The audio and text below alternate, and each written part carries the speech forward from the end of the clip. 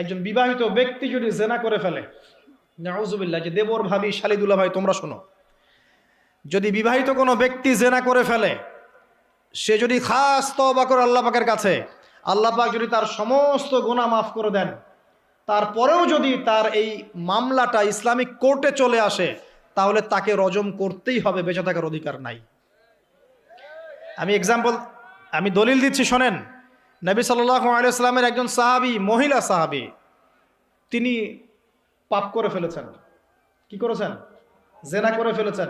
বিবাহিত ব্যক্তি ছিলেন। নবীর কাছে এসে বলছেন, ইয়া রাসূলুল্লাহ তাহিরনি, আমাকে পবিত্র করুন, আমি অন্যায় করেছি। নবী সাল্লাল্লাহু আলাইহি ওয়াসাল্লাম বলছেন, মুখ ফিরিয়ে নিচ্ছেন, একবার ডান দিকে মুখ ফিরাচ্ছেন, একবার বাম দিকে মুখ ফিরাচ্ছেন। নবী শুনতে যাচ্ছেন না, কারণ এটা কোর্টে চলে আসলেই বিপদ। নবীজি বলছেন, বাসায় যাও, বাসায় যাও, তওবা করো, আল্লাহর কাছে তওবা করো, আল্লাহ মাফ করে দিবে। বাসায় চলে যাও, বাসায় চলে যাও, তওবা করো, আল্লাহ মাফ করে দিবে। সে মহিলা বলছে, না ইয়া রাসূলুল্লাহ, আমি অনেক বড় অন্যায় করেছি, আমাকে পবিত্র করুন। আপনি পবিত্র না করেন তাহলে পরকালে আল্লাহ আমাকে শাস্তি দিবেন, আমাকে পবিত্র করুন। এবার নবী সাল্লাল্লাহু আলাইহি ওয়াসাল্লাম বললেন, বাসায় যাও। তুমি গর্ভবতী হয়েছ? হ্যাঁ।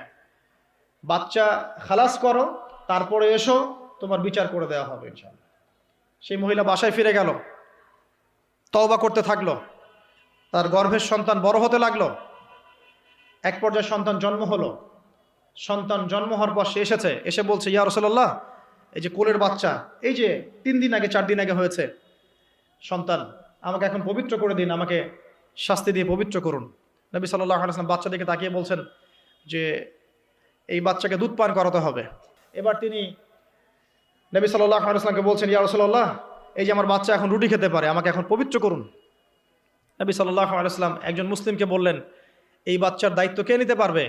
একজন মুসলিম সাহাবী বললেন যে আমি নিব ইয়া রাসূলুল্লাহ। তখন তার হাতে বাচ্চাকে সোপর্দ করা হলো। বাচ্চাকে সোপর্দ করার পর এই মহিলাকে নিয়ে যাওয়া হচ্ছে এবং সাহাবীকে বলা হলো, অন্যান্য সাহাবীদেরকে বলা হলো, তোমরা এই মহিলাকে নিয়ে যাও, নিয়ে গিয়ে রজম করো, অর্ধেক মাটিতে পুঁতে ফেলে পাথর নিক্ষেপ করে হত্যা করো।